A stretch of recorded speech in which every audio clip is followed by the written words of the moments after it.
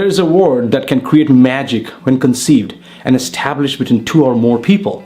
Yes, it is able to move mountains and accomplish unfathomable things. And it provides the glue that holds all of us together until it cracks and we all fall apart. That word is trust.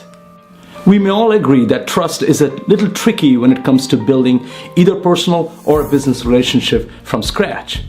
Over the last several years, I have been working on building a professional network that adds value to anyone who subscribes to the network.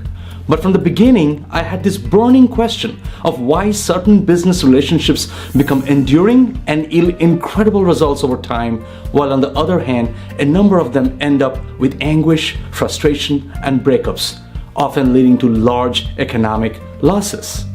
And the loss is more debilitating for startup founders who depend so much on those early relationships that have the potential to make or break a venture.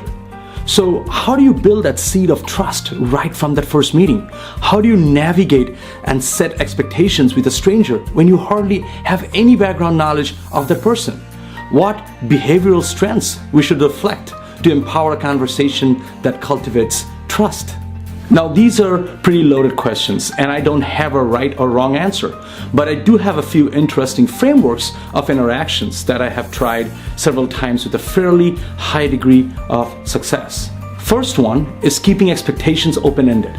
If I drive for a single objective from the beginning of a new relationship, all my conversations gravitate towards a single purpose, and it makes the exchange selfish and monotonous.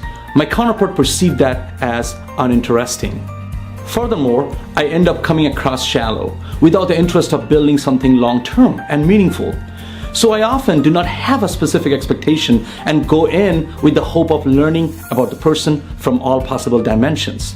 This gives both of us the latitude of freedom, breathing space, and incentive to explore each other deeper. The second one is about networking like a missionary and not a mercenary. This one I learned from an extremely resourceful personality and a longtime friend, David Perlmutter. I respect David as a master networker who is consistently thinking about finding benefit for the person on the other side of the table. It is not about how I can capture value from his or her network, rather how I can bring value to him or her using my network.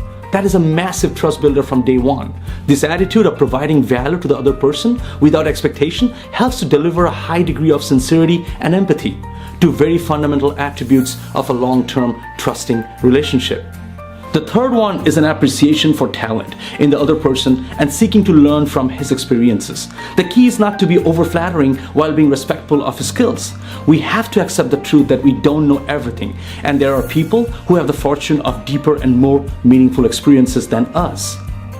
An attitude of seeking to learn from the other person shows respect and consideration.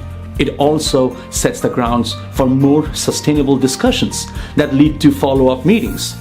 Once we go beyond the first meeting, it immediately builds a relaxing exchange but makes the follow-up conversation more results-driven, trying to accomplish something constructively and purposefully. By then, we have developed a few key pillars of trust: accountability, objectivity, and reciprocity. And the last big one is about listening. Trust builds on empathy, and listening more than talking reflects empathy. It shows a willingness to explore the other person. This creates a more nurturing communication with the hope of building a relationship that promotes acceptance and accountability. When we listen more, it allows us to learn more and provides a lot more opportunities to explore areas of common interest. Cultivation of these common interests is fundamental to the growth of any seed stage relationship. So, how do you seek to build trust? How do you approach a brand new relationship possibility? When we have a certain degree of trust between two of us, it creates magic. It allows building amazing things through accountability and mutually beneficial agreement, a win-win attitude. I would love to learn from your ideas about building the early stage of trust. Please share in the comment section and help this network grow from our mutual experiences. Looking forward to your thoughts. Once again, thank you for watching this video, and I look forward to our next discussion soon. Have a wonderful rest of the day.